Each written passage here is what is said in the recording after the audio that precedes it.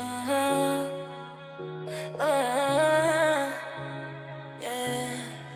I hear And welcome to I Hear You, Florida. I'm your host, Dr. Yvonnette Francis. And my question is always, what's in your cup today? So today my guest is Pastors Junior and Trudy Tucker. And they're going to tell us how they cope with their grief with the loss of their daughter about 26 years, 15 years ago. And they're going to share their grief and how they handled it. Pastor Junior, would you like to start? Tell us, exactly what happened. Sure. It was 15 years ago, maybe. She was 12. I'm saying it right? Yeah. Okay. 15 years ago, our son was born in January, and she passed in December. We discovered that she was battling a cancer called glioblastoma, which is a tumor on the brain, and it's very rare in children, extremely rare in children, and the survival rate. When I asked the doctor, I remember this, when I asked the doctor, what's the percentage of people who survive? He says, you don't want to know. And so you're in trouble when the doctor tells you that. He says it's don't even bother to think about it. And so there was no long signs leading up to it. We just, after a while, saw her staring at the TV, and she was telling me she's seen two things. And blackboard at school, the teacher would complain and said to me, Zoe tell her she's seeing two different things, two separate things. Double vision and stuff.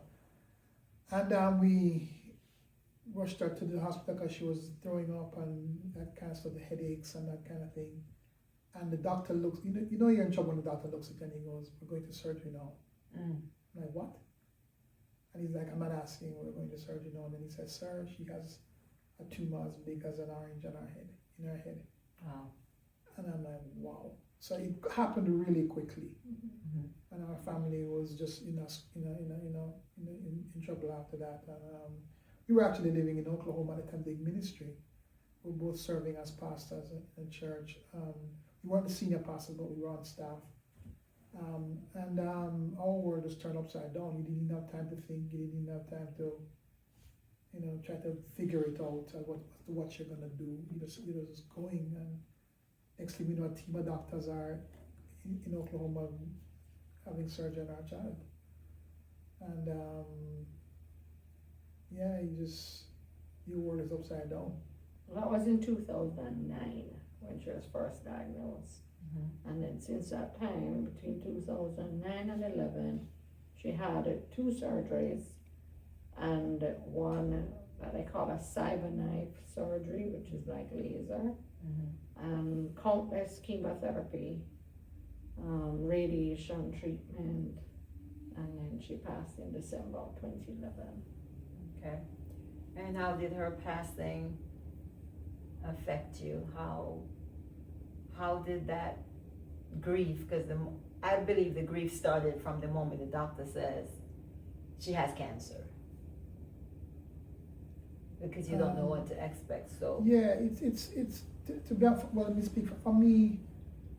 I don't know if I even thought about it. It's like you just operate, you just go into the mode of survive. You have to survive, and then everybody's looking at me, and they're wondering what are we gonna do, or explain to us what is going on. How did this hit us? And then my immediate thing was, God, I'm serving you. Like, what is this? I was obedient to you to move.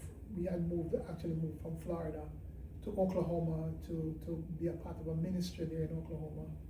And we felt we were just being very obedient to God. And it's like, yeah, here's our life. We got this truck and just move. You know what I mean? Nobody, gave us anything, any, what you call like a package to say, hey, come and move to this church and your life's gonna be great. They're gonna give you a house. And we were just obedient to God. And it's like, this is what we get for obedience. And I'm like, what is this? You couldn't you have told us that this is what we're gonna get? You know what I mean? And it would just, we were in a brand new house at the time. and it was just, man, it just hit you like a bomb, you know. So to be quite honest with you, I don't even know if I at that time really realized what was going on. As a, you know, cancer and terminal, and you know, I'm just like, oh, we're gonna believe God and He's gonna heal Right. her. And, Yeah. But that was what I was gonna say. I think from that point, like after the initial blow, I think, you know, being believers, we're moving to faith. Okay, this is a test. God is gonna pull through. God is gonna fix this. She's gonna be healed. And so the first surgery was great. I mean, she had surgery within 3 days. She was home, all her faculties back. And then in another week or two, back in school, straight A student. She didn't lose any ability. The second surgery had, she had to do some physical therapy, OT, still believe in God, like, okay, it's back, God is gonna do it. And so that one took a little bit longer, but then she was back in school again. She's like, all right, God, he's working, he's gonna heal her. Well, the healing that we want, right? So, yeah, but then it was, she probably, after that second surgery, it may have been about a year and 3 months after the second one that she passed. And the thing about this diagnosis is that really and truly, most people don't last 6 months. So to know that the Lord still gave us almost 3 years was still amazing, you know. Okay. So, Pastor, how did you deal with her death? And I know that I think you buried your mom Yeah. a week before that. Yeah, Mom was a week, and when I came home from Mom and told her that we had buried Mom, then that's when everything. She passed the morning. She passed the morning. Then the next day. Wow. So we came home from that service Saturday evening, and about 3 a.m. checked on her, realized that she was cold. Wow. Yeah. So we had one funeral on the Saturday, another funeral the next Saturday. And it was right before Christmas.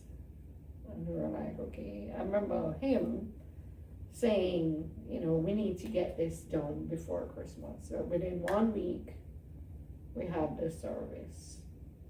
Following week, Christmas Day. We have 4 other children. Yeah. So I was thinking in my management mode, leadership. We're trying to think. I'm trying to think. In my mind, I'm like, this is going to mess up Christmas for the rest of their lives. So let me make this a different date from Christmas. You know, Christmas Day. And so it's just a matter of just management mode. And it in some way kind of makes you not feel as much as you think you are, you know, but you're really still feeling, but in your mind, because you're busy and managing and taking care of everything and making sure everybody all right, you know, you stop to feel, you know, you just keep going, you know. And yeah, it was a December, boy, I tell you, it was a December. Yeah.